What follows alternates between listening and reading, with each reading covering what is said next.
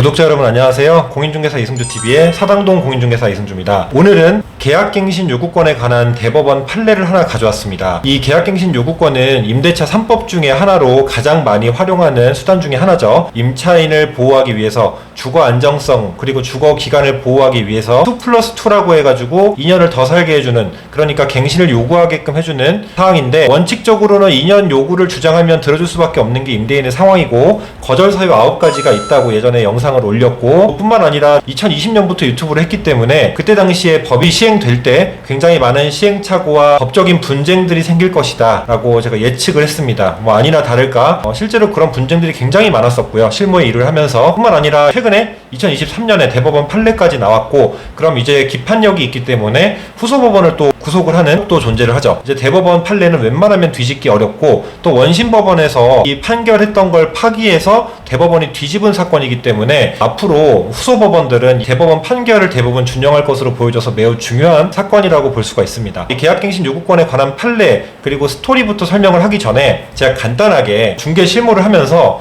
굉장히 많은 분들이 헷갈려 하시는, 그리고 중개사님들도 설명을 조금 잘못하시는 부분 하나를 갖고 왔어요. 계약갱신 요구권과 이 묵시적 갱신 다른 부분 한 가지를 조금 설명을 드리려고 합니다. 계약갱신 요구권은요, 임차인이 요구하는 상황이죠. 임대인이 어떠한 통지를 하는 것이 아니고 임차인이 요구를 하는 기준이죠. 임차인이 요구를 했을 때 임대인이 들어줄 수밖에 없는 게 원칙이다라고 설명을 했고요. 계약갱신 요구권은 언제까지 청구해야 되죠? 6개월에서 2개월 이내로 임차인이 요구를 해야 되죠. 6개월에서 2개월이라 함은 만기, 기간 만료 전 6개월에서 2개월 남은 사이까지 임차인이 요구해야 된다는 뜻이죠. 반대로 묵시적 갱신의 경우 설명을 많이 잘못하시는데요. 묵시적 갱신의 경우는 임대인도 갱신 거절을 한다 혹은 안 한다 하는 뜻의 통지를 하지 아니하였을 경우, 그러니까 제가 사진을 띄워드린 대로 이 법조문을 준용하면 이렇게 연장 여부를 서로 통지하지 않았을 경우, 이때의 기간이 임대인의 경우에는 6개월에서 2개월 전까지 말을 해야 되는 게, 임차인의 경우에는 계약갱신 요구권이랑 다르게 2개월 전까지, 그러니까 6에서 2개월이 아니고요, 임차인은 2개월 전까지, 그 기준밖에 없어요. 그때까지 연장할 것을 통지하지 아니하였을 때, 그때 묵시적 갱신으로 접어드는 겁니다. 자, 그래서 계약갱신 요구권은 6에서 2개월 전까지 임차인이 요구를 하는 거고요. 묵시적 갱신은 임대인은 6에서 2개월 전까지 갱신 여부를 통지하지 아니하였을 때는 2개월 이내에 기간 접어들 때 묵시적 갱신이 되는 거고, 임차인의 경우에는 2개월 전까지만 마찬가지로 연장 여부를 통지하지 아니하였을 경우, 그럴 때는 묵시적으로 갱신되었다 해서 묵시적 갱신이 됩니다. 법적 근거는요, 묵시적 갱신은요, 주택임대차보호법 6조의 1항을 준용하고요, 계약갱신 요구권은 제6조 3의 1항을 준용한다 해서 써 있습니다. 명문으로. 두 가지의 차이점이 있다. 이제 알아두셔야 될 것은, 좀 헷갈리실 수 있는데요, 계약갱신 요구권은 요구를 하는 거예요. 묵시적 갱신은 그때까지 통지를 안 하면 묵시적 갱신의 조건이 들어가는 겁니다. 되게 어려우실 텐데 아무튼 이 기간 정도만 알고 계시면 될 것 같습니다. 묵시적 갱신을 하려면 임차인이 6개월 조건이 없다라는 부분을 좀 알아두시면 돼요. 이제 임대인은 6개월 조건이 있는 거다라고 알아두시면 되고요. 자, 그럼 이제 서두에 설명을 드렸으니까 이 사건, 계약갱신 요구권 대법원 판결 사건을 한번 보여드리도록 하겠습니다. 스토리가 있어요. 상황 요약을 해볼게요. A가 피고, 그러니까 고소를 당한 임대인입니다. B가 원고, 그러니까 고소를 원했다고 생각하시면 돼요. 원고, 임차인입니다. B, 임대차 기간이 위에 써드릴게요. 2019년 3월 10일부터 2021년 3월 9일까지로 이제 초일 산입 조건을 해가지고 하루를 줄였나봐요. 그래서 아무튼 2년의 계약을 했습니다. 보증금 2억에 월세 168만원의 반전세 계약을 했다고 합니다. 그러니까 이제 월세가 있는 거죠.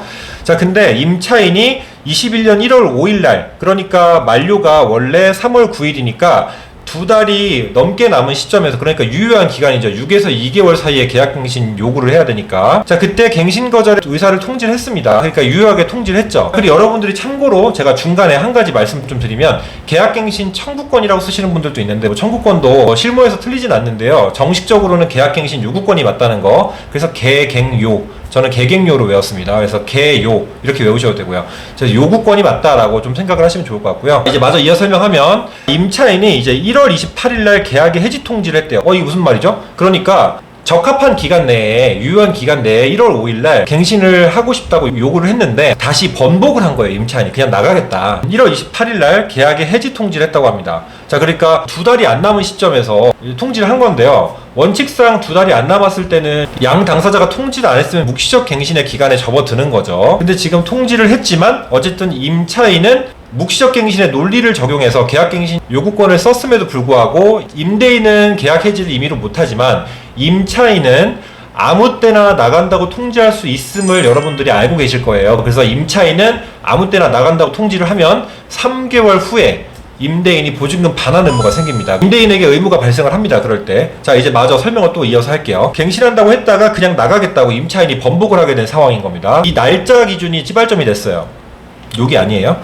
그래서 임차인이 1월 29일에 이제 계약 해지 의사가 도달을 했어요. 임차인의 의사가 임대인에게. 그래서 3개월 뒤인 21년 4월 30일에 월차임을 지급했대요. 아까 이제 반전세였으니까. 이제 임차인의 주장은 내가 나간다고 1월 29일 날 통지했으니까 3개월 후에 그 기간을 기점으로 유효한 거다. 그러니까 4월 30일 날 돈 빼달라 라고 임대인에게 주장을 한 사건이고, 임대인의 주장을 들어볼게요. 피고인 임대인은 해당 계약의 종료가 21년 3월 9일이 원래 계약 종료 아니냐, 그러면 3월 9일을 기점으로 만기가 된 시점에서 3개월을 계산해야지 이게 무슨 법이냐 라고 싸운 거예요. 임대인은 3월 9일 만료일 뒤인 6월 9일에 보증금을 반환하겠다 라고 해서 이제 붙은 거죠. 자, 그래서 이제 최초 원심의 판단은 어떻냐면 주택임대차보호법 제6조의 3 제1항에 따라서, 자, 아까 말씀드린 계약갱신 요구권에 따라서 계약은 3월 10일 날부터 시작이 정식으로 갱신이 된다. 그러면 그날부터 3개월이 지난 6월 9일 날 임대인이 반환하는 게 맞다라고 해서 기준을 기존 계약의 만료일로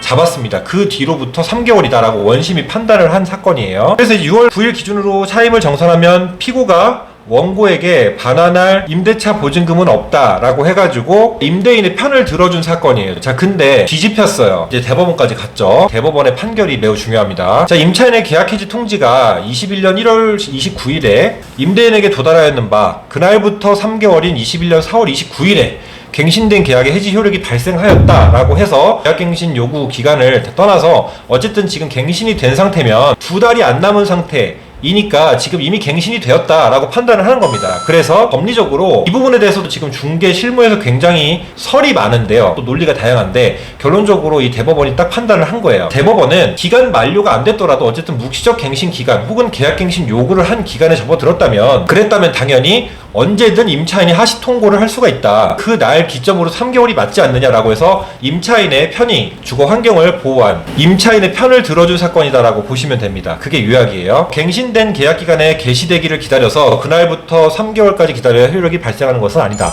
그러니까 만기 때까지 3월 9일까지 기다렸다가 그날부터 3개월의 효력이 아니라 대법원의 판결은 임차인이 통지한 날 그날부터 효력이 발생하는 거니까 원복한 날이어도 만기 되기 전, 그러니까 3월 9일이 만기지만 1월 28일 날 통지를 했어도 그날 기준으로 29일 날 효력이 발생했다면, 도달했다면 그 도달한 1월 29일 날부터 기준으로 하는 것이 맞다라고 이제 대법원이 판단을 내린 겁니다. 따라서 21년 4월 29일을 기준으로 차임을 정산하고 장기수선 충당금을 계약하여야 한다.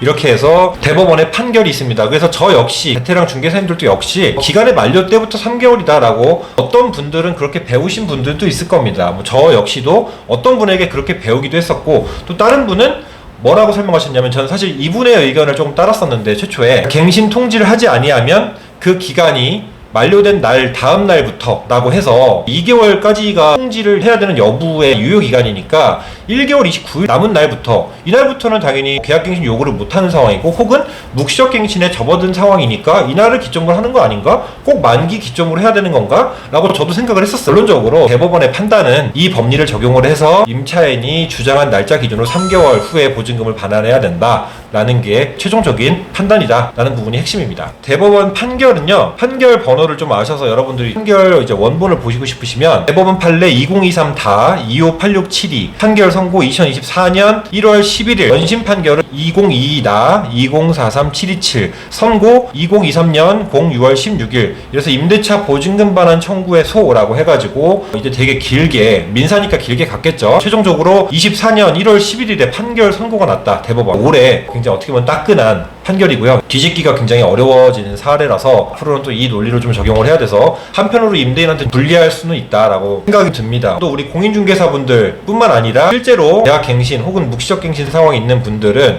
이 통고기간에 대해서 애매한 커트라인에 걸친 경우들이 있잖아요. 계약기간이 새롭게 갱신된 후에 통지하는 것은 사실은 이견이 없죠. 언제든 2개월이 안 남은 시점에서 이제 계약 기간 만료 전까지 이 짧은 기간, 2달이 안 남는 이 기간 동안에 만약에 발생했을 때의 사례입니다. 그리고 이때가 굉장히 헷갈리는 경우라서 저도 매우 헷갈렸거든요. 그 실제로 상담할 때 이 부분에 대해서 질문하시는 분들도 있었어요. 근데 앞으로 이 대법원 판결이 딱 있으니까 제가 얼마 전에 상담할 때도 이 판결을 딱 보여드리고 이 기준이 됩니다라고 설명을 했던 기억이 있습니다. 대법원의 판결문을 좀 읽어주면 안 되겠냐라고 하시는 분도 있을 수 있으니까 제가 대법원의 판결문을 좀 읽어드릴게요. 끄트머리만 읽어드릴게요. 너무 기니까요. 따라서 원고 임차인의 갱신 요구 통지가 21년 1월 5일에 피고에게 도달함으로써 이미 임대차 계약은 갱신되었다. 그 후 갱신된 임대차 계약 해지 취지가 기재된 통지가 21년 1월 29일 피고 임대인에게 도달하였는 바 그로부터 3개월이 지난 21년 4월 29일 갱신된 임대차 계약의 해지 효력이 발생하였다. 이 사건의 계약 해지 통지가 갱신된 임대차 계약 기간이 개시되기 전에 피고에게 도착하였다고 하여 갱신된 임대차 계약이 개시되기까지를 기다려 그때부터 3개월이 지나야 이 사건의 해지 통지의 효력이 발생하는 것은 아니다 라고 해서 짧은 결론으로 앞서 설명된 모든 내용들이 다 다시 한번 정리가 됐다 라고 보시면 될 것 같습니다. 자, 이상으로 오늘 대법원 판결을 하나 가져왔고요. 임대인 분들께서도 통지받은 날부터 3개월이면 사실 전세나 다음 세입자를 받아야만 돈을 내어줄 수 있는 그런 높은 보증금에 임대인분들은 굉장히 불리해졌습니다. 그렇기 때문에 이럴 때는 사실 예방 차원에서 임차인에게 다음 임차인을 협조하는 것에 굉장히 많은 좀 동의를 요청을 하셔야 되고요. 임차인께서도 보증금을 반환을 잘 받으시려면 사실 현실적으로 임대인은 그런 개인 상황을 떠나서 보증금 반환 의무가 당연히 있지만 현실적으로 그 돈을 반환하기 어려운 분들이 훨씬 많지 않습니까? 자, 그러다 보면 임차인도 협조를 좀 잘 해주시고 또 기간의 협의를 잘 하셔가지고 원활하게 다툼 없이 나가실 수 있도록 하는 것이 실무의 관건이라고 보여집니다. 이렇게 해서 오늘 영상도 도움 많이 얻으셨길 바라고요. 다음 영상에서도 또 좋은 내용 가지고 찾아오도록 하겠습니다. 시청해주셔서 감사합니다. 다음에 만나요.